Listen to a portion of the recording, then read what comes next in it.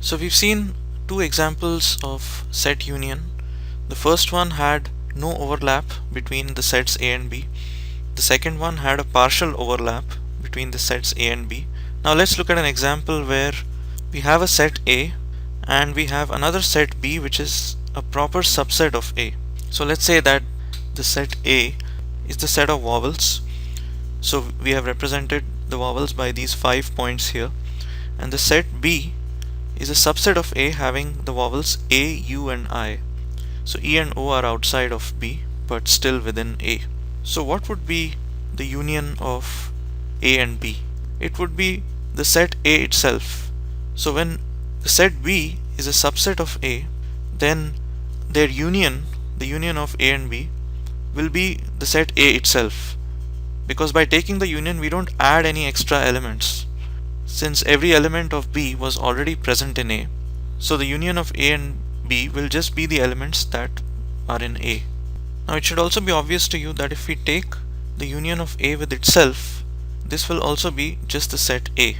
If we take the union of A with the empty set, this would be the set of elements which belong either to A or to the empty set. Now there are no elements in the empty set, so this will just be the set A. This is like saying that if you take a number and add 0 to it, it's not going to change the value of the number, because you're not really adding anything to this number. Also note that it doesn't matter whether we write the union as A union B or whether we write it as B union A. The order doesn't matter, the order in which you write the sets. So A union B is the same as B union A. We are just merging together the elements of both the sets, and it doesn't matter in what order we write the sets. Now the union operation can also be extended to multiple sets.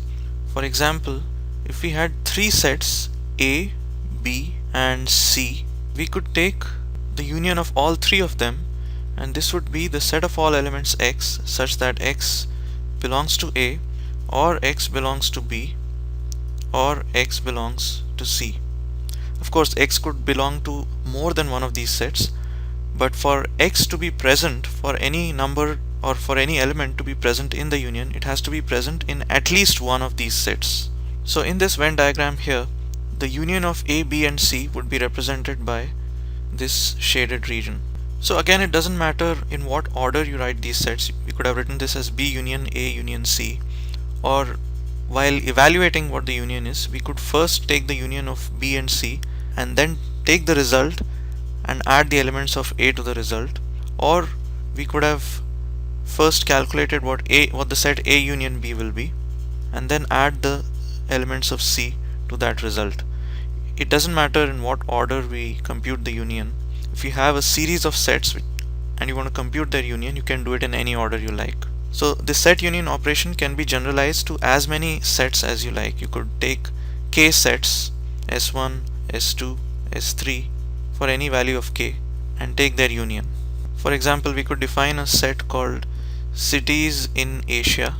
This would be the set of all cities in Asia, and we could create this set by taking the cities of every country in Asia. So you could define a set of cities of India, you could define another set of cities of China, you could define another set of cities of Japan, Nepal, Pakistan, Sri Lanka, Bangladesh and so on, all the countries in Asia individually. And then when you take the union of all these sets, you would get a larger set which would be the set of all cities in Asia.